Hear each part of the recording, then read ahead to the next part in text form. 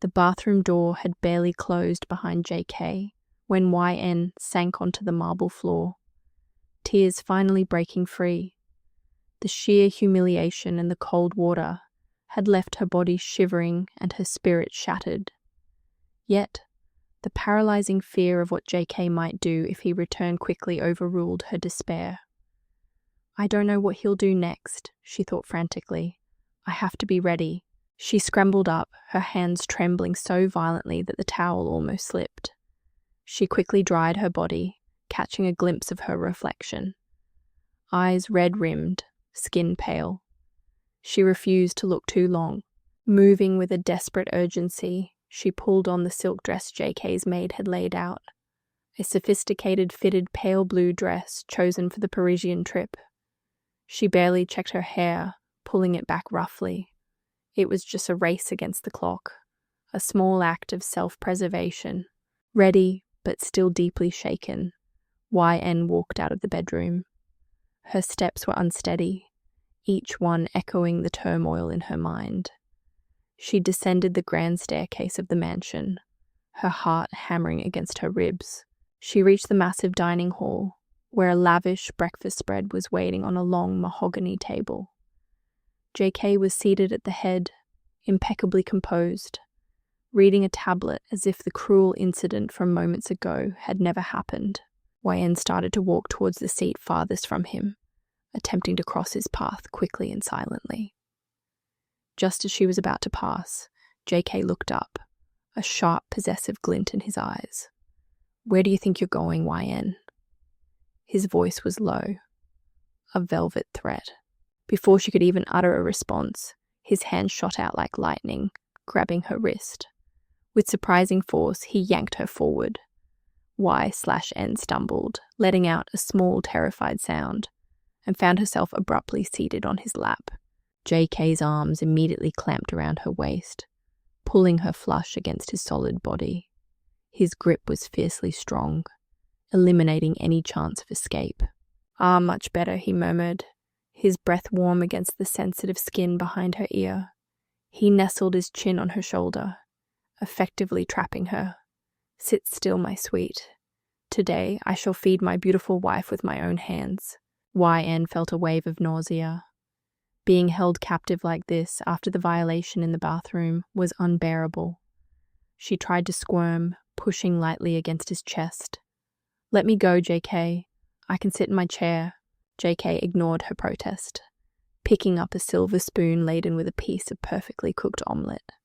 Nonsense. We are beginning our honeymoon right now, and I intend to enjoy every intimate moment. He brought the spoon to her lips. Open up, Jagia. Reluctantly, YN parted her lips, accepting the bite. She felt his powerful arms tighten around her whenever she tried to shift. The forced intimacy felt suffocating. She shifted slightly again, trying to create even a minuscule space between them. Her slight movement caused her hip to rub against his thigh. JK's grip instantly became steel. He stopped moving the spoon. His voice dropped to a dangerous octave. Stop that, YN. Stop moving, he warned. His eyes narrowed, the smile gone. You don't understand what you're doing, do you? You are playing a very risky game right now. You will regret it intensely if you continue to provoke me like this. YN froze, the silent threat ringing clearly in her ears. Then, to her horror, his left hand, which was gripping her waist, slipped beneath the hem of her pale blue dress. He began to move his palms slowly up and down her waist and lower back. A deliberate, agonizing tease. The smooth silk of her dress barely separated his skin from hers. YN gasped, her heart rate spiking, each beat loud and frantic in her ears. Look at you, he whispered, noticing her increased panic. Just a little touch, and your heart is already racing. You like being touched by me, don't you? See how responsive your body is, even when you try to deny me. He continued the agonizing, slow caress as he fed her another bite. YN felt trapped, her ability to breathe severely restricted by his embrace and her escalating fear. Finally, the meal was over. JK set the spoon down, a satisfied look on his face. He lifted his thumb and gently wiped a tiny smudge of jam from the corner of YN's trembling mouth. YN watched, horrified, as he didn't use a napkin. Instead, he slowly brought his own thumb to his lips. He sucked the jam off, his eyes maintaining intense, unbroken contact with hers, making the act deeply sensual and possessive. Very sweet, he drawled, a dark smile returning. Just like you, YN. Everything about you is mine to taste. YN swallowed hard, a wave of disgust and terror washing over her. The possessive act was repulsive, yet she remained utterly silent, knowing that any word of protest would only fuel his cruelty. This was her reality now, a beautiful, terrifying cage, and she was headed to Paris with her jailer. The dreadful breakfast ordeal left YN feeling utterly soiled and defeated. She was given precisely 10 minutes to regain a semblance of composure before JK's guard escorted her to the garage. She got into a waiting black armored car, her gaze fixed rigidly on the window, deliberately ignoring the dangerous man seated next to her. Soon they arrived at a secluded private airfield. A sleek, matte black private jet stood waiting, a potent symbol of JK's immense power and her absolute confinement. JK halted her at the foot of the air stairs, pulling her back against his chest. Look around, YN. No crowds, no prying eyes. This is my world, he murmured possessively into her hair. Remember that. He then gently nudged her up the steps. Inside, the jet was the epitome of opulence, designed with black leather and polished steel. Ian immediately went to the forward seating area and chose the window seat, hoping that the view of the vast sky might offer some psychological space from him. JK, of course, followed and took the adjacent seat. As the jet taxied for takeoff, JK's hand found hers, resting between the seats. His grip was firm, a constant physical declaration of ownership. Relax, YN, he commanded, his thumb tracing slow, deliberate circles on the back of her hand. It's a long flight. You are safe here in my care. How can I relax? She finally managed, her voice a strained whisper, as she sharply tried to pull her hand away. You won't leave me alone for a second. JK only chuckled, a deep, resonant sound that sent shivers through her. Leave you alone? Why? You are mine. I have every right to be near you. I intend to spend every single moment of this honeymoon with you. He leaned closer, his eyes dark with predatory excitement. The jet accelerated down the runway. As it roared into the sky, JK used the distraction of the motion to shift closer. He lifted the armrest separating them, eliminating the last physical boundary. The flight continued, but for YN, it was a constant, tense battle for personal space. JK would casually drape his arm across the back of her seat, his fingers occasionally brushing her shoulder or the nape of her neck. He'd adjust his position, subtly pressing his thigh against hers. Each touch was calculated, a slow, agonizing process of conditioning her to his constant, invasive presence. At one point, the cabin lights were dimmed for the cruising altitude. YN had managed to briefly close her eyes, attempting to steal a moment of peace. Suddenly she felt a different touch. It was no longer a casual brush, but a deliberate, heavy weight. JK's arm snaked around her, and his fingers worked quickly to edge the fabric of her dress aside. In the very next instant, his hand slid underneath her top, making direct, shocking contact with her warm skin. His large hand moved without hesitation, settling firmly and possessively over her breast. YN's eyes snapped open. A gasp of shock escaped her lips, quickly followed by a strangled cry. She tried to flinch away, but he held her fast, his face inches from hers in the dim light. Let it out, he commanded, his eyes gleaming with dark pleasure. He didn't cover her mouth. Instead, he savored the raw sound of her distress. Scream, cry, moan, I don't care, he continued, his voice a low, dominating rumble. This is my jet. Everyone on board works for me. Let them hear you. Let them all know that you are mine. He moved his thumb, rubbing the sensitive peak of her breast underneath the fabric. A brazen, non-negotiable invasion. Let them all understand who you belong to, he hissed, his focus intense. Let them all know what it means to be Mrs. John. Tears streamed down YN's face, mixing with the water from her morning shower. The sheer humiliation and the fact that he was deliberately allowing others, who were his employees no less, to witness her distress was a calculated, powerful move. She was too terrified to form a coherent scream, letting out only choking sobs. JK watched her tears, his expression cold and deeply satisfied. This is a lesson, YN, he continued, his voice laced with triumph. You are mine. Everything about you, your body, your silence, your cries, belongs to me. And I take the liberty to touch my possessions without asking. Your fear will eventually lead to your complete surrender. He squeezed gently, exerting his dominance one last time, before slowly withdrawing his hand from under her top and placing it back on his own lap. YN immediately pressed herself against the window, wrapping her arms around her body, desperately trying to cover the spot his hand had just violated. The sobs that racked her frame were quiet now, choked back by the overwhelming terror of being so utterly powerless. JK leaned back, utterly composed, his eyes fixed on her shaking form. Stop crying now. We're going to Paris. The start of our new life, he said, the words utterly devoid of warmth. By the time we land, I expect you to be composed. There is no escape, only submission.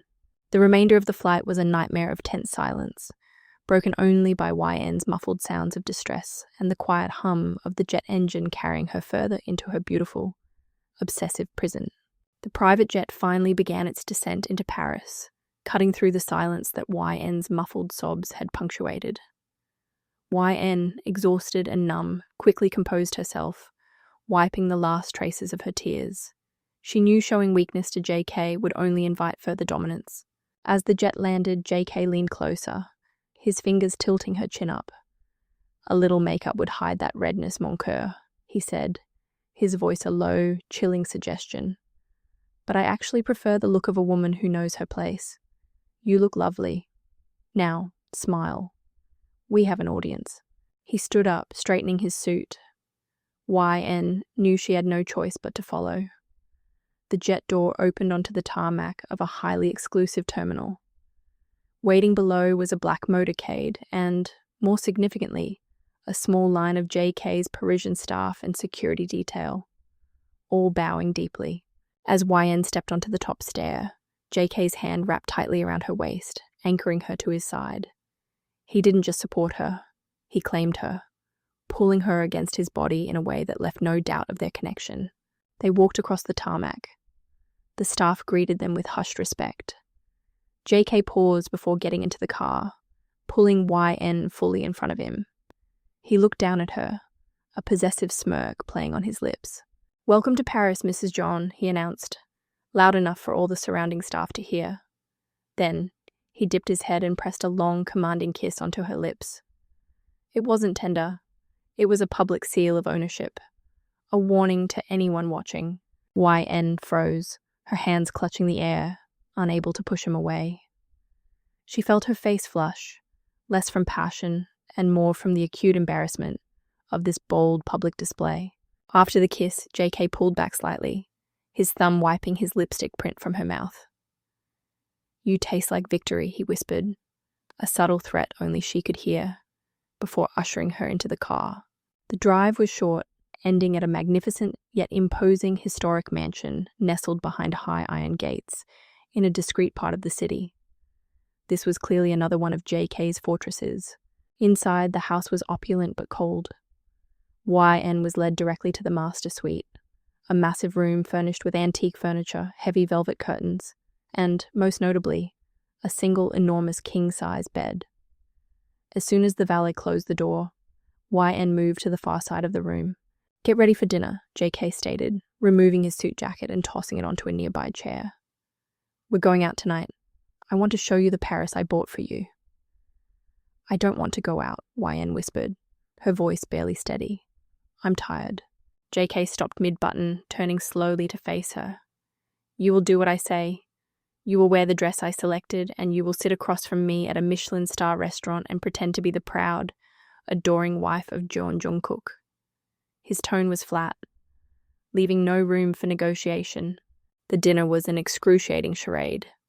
YN was dressed beautifully, but felt like an object on display.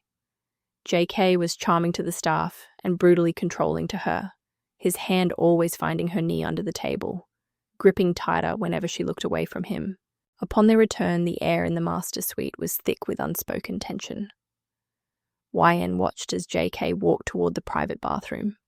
Shower time, he announced. Don't take too long, and don't bother locking the door. YN felt a fresh wave of panic.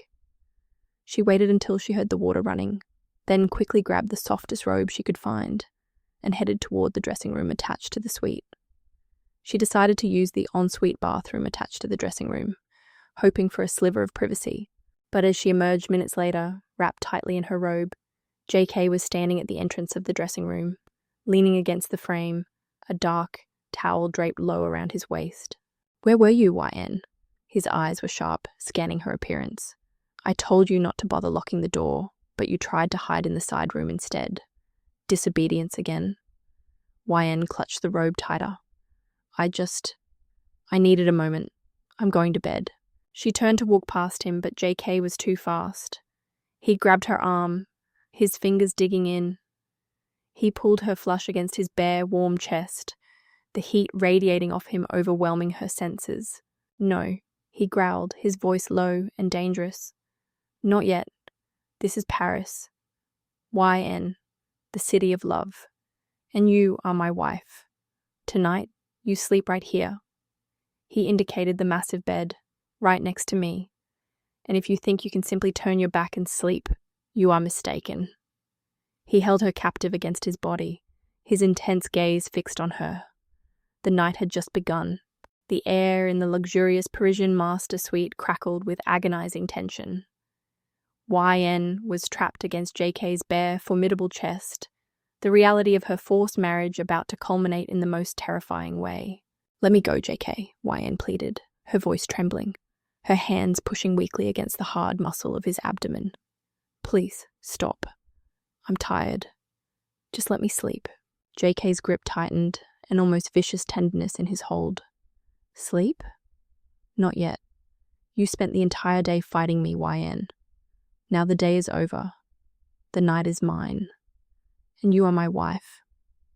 There is only one thing left to do to truly seal that title.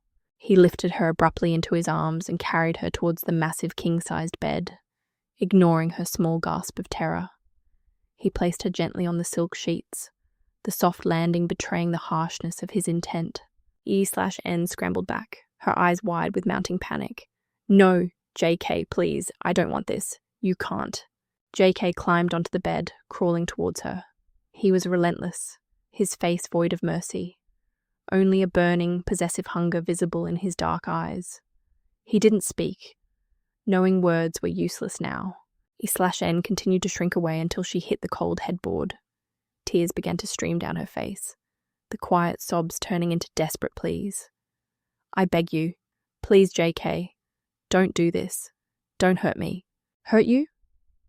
JK finally spoke, his voice dangerously low as he pinned her down, his weight crushing. I am not hurting you, Cherie. I am claiming you. I am making you mine, inside and out. This is the truth of our marriage. His actions became swift and absolute. He tore the silk robe from her body, tossing it aside, exposing her completely. YN cried out, instantly covering herself, shame overriding her fear for a brief moment. Don't hide from me, he growled, pulling her hands away with effortless strength. He held her wrist tightly above her head, effectively immobilizing her. As YN began to sob uncontrollably, shaking her head side to side in desperate denial, JK showed no hesitation. He kissed her roughly, forcefully, silencing her protest with his mouth. She tasted the salt of her own tears. The forced kiss ended, and JK moved down her body. He stopped, looking at her with a fleeting expression of satisfaction that sent a new wave of horror through her. "You're crying too much," he said dismissively, brushing a thumb over her cheek. "I told you, this is inevitable. Accept it." Wen's terror intensified as he prepared to proceed. She thrashed underneath him, her pinned wrists straining. "No, please. Stop. It hurts. Please. I'm a virgin. It will hurt." Her desperate plea for her virginity brought a dark, possessive triumph to JK's eyes. "Good. All the better. It means you have been waiting only for me." He pressed down, ignoring her agonizing cries. A sharp, searing pain shot through YN, overwhelming her with a visceral agony she had never known. She screamed, a ragged, piercing sound that was immediately smothered against the pillows. Her body went rigid, convulsing from the shock and the intensity of the pain. Tears flooded her eyes, mixing with gasps and choked sobs. JK paused only briefly, his breathing ragged, his jaw clenched, before his ruthless possessiveness took over completely. He muted her cries with his mouth, continuing his claim with brutal, focused intensity. The entire experience was a blur of terror, pain, and overwhelming violation for YN. She felt nothing but the crushing weight of his body and the tearing pain that echoed her broken spirit. Her pleas and tears were utterly ignored, merely fueling his possessive drive. When it was over, JK collapsed beside her, breathing heavily. He looked down at YN, who was now weeping silently, curled into a fetal position, her body shaking uncontrollably from the trauma. The sheets beneath them were stained. JK reached out a hand, tracing the line of her spine. "There," he stated, his voice now quieter, tinged with a frightening satisfaction. "It's done. You are truly mine now. YN." Completely and undeniably, YAN didn't respond. She simply curled tighter, her mind shutting down. The intense physical pain overshadowed by the crushing realization that she was finally and fully owned. The City of Lights had become the darkest prison,